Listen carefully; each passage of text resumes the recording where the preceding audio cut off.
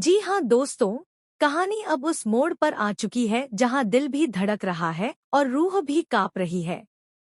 अनु, जो अब पहले से कहीं ज्यादा खूबसूरत और आत्मविश्वासी लग रही है, आज माता की चौकी के दिन बिल्कुल देवी की तरह सजी है। उसकी आंखों में चमक है, चेहरे पर तेज है और दिल में ढेर सारी उम्मीदें। असल में, जब अनु को ऑफिस में दोबारा ज्वाइनिंग मिलती है, तो उसका सम्मान और आत्मगौरव लौट आता है। और इसी खुशी में वो आर्य को निमंत्रण देती है। सर, क्या आप आज रात हमारी माता की चौकी में पधारेंगे?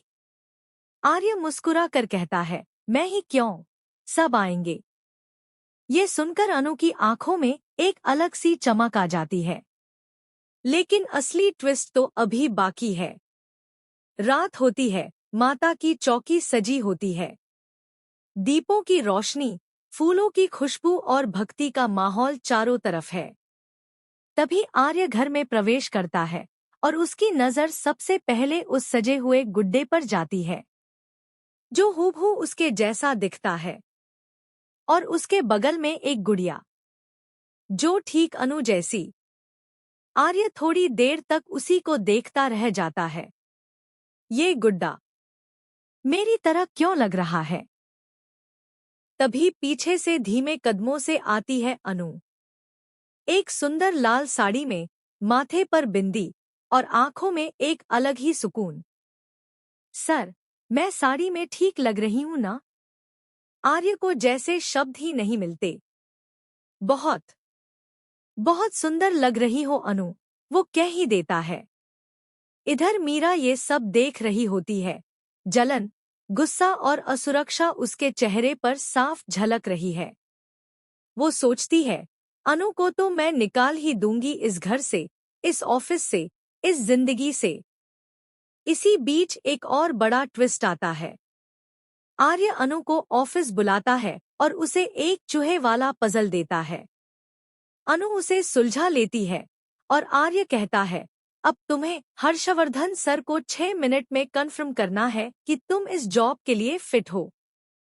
अनु बिना घबराए एक सुंदर कहानी सुनाती है, गणेश जी और माता पार्वती की, जो सीधे दिल को छू जाती है।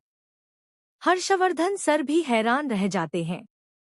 उन्हें लगता है शायद अनु ने जानबूझकर नहीं, बल्कि अनजाने में गलती की थी।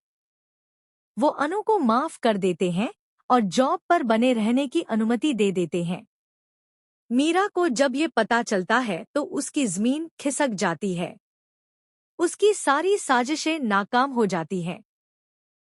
अब अनु ने आर्य को एक स्क्रैप बुक दी है, जिसमें वह उसके बारे में और जान सके। आर्य भी अब कहीं न कहीं बदल रहा है। वो महसूस कर रहा है कि अनु के दिल में कुछ है, कुछ खास, शायद प्यार। तो क्या अनु अपने दिल की बात कहेगी? क्या आर्य भी कबूल करेगा इस नए रिश्ते को?